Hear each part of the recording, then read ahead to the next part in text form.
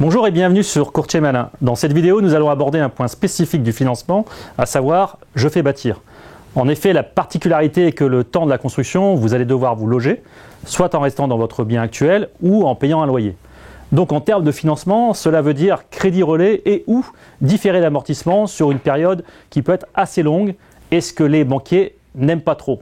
Nous recevons aujourd'hui chez Courtier Malin pour évoquer ce sujet, monsieur Alexis Wattebled, président de l'entreprise Proteram, lotisseur aménageur. Alexis, si j'ai bien compris votre métier, c'est de vendre des terrains constructibles à vos clients, puis vos clients vont construire seuls ou via un constructeur de maisons individuelles la maison de leurs rêves. Bonjour à tous, effectivement Proteram crée et aménage des espaces de vie dans le Nord-Pas-de-Calais et à ce titre nos clients sont les particuliers qui nous achètent des terrains prêts à bâtir afin de réaliser leurs rêves et de construire la maison qu'ils souhaitent. Si on prend un projet global, en moyenne combien de temps faut-il pour faire bâtir sa maison? En majorité, il va se passer à partir du moment où le terrain est prêt à bâtir et viabilisé, il va se passer entre 12 et 15 mois pour que la construction se fasse et que les gens prennent possession de leur lieu de vie. Entre le moment où vous mettez un panneau à vendre sur un terrain et le moment où vous livrez les terrains, combien de temps s'écoule-t-il en moyenne? Alors quand on est dans la phase un peu plus en amont, sur le montage du dossier et du lotissement et du projet de lotissement, il va se passer plus facilement entre 24 et 36 mois afin que les terrains soient prêts, livrés et prêts à construire. Le financement est-il un problème pour vos clients et si oui, à quel niveau? Le financement est extrêmement important puisque financer un terrain, la banque va souhaiter la visibilité globale avec la construction et à ce titre, il y a lieu d'établir l'enveloppe terrain plus maison. Et ça peut être rapidement compliqué pour monter ce genre de financement.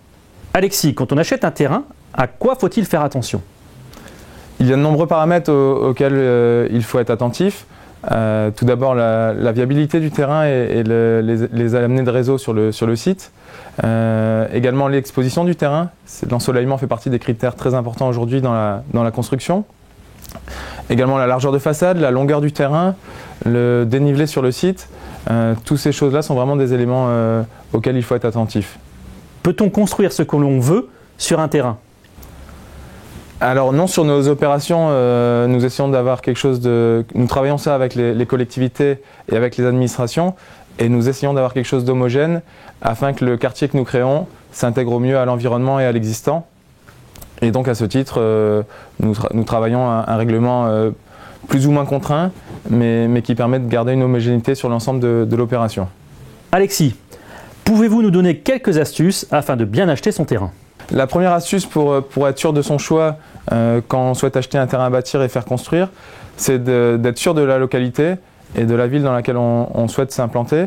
Et donc à ce titre, il est intéressant de pouvoir faire le trajet plusieurs fois future maison, lieu de travail, future maison, lieu de loisirs, future maison, école pour les enfants.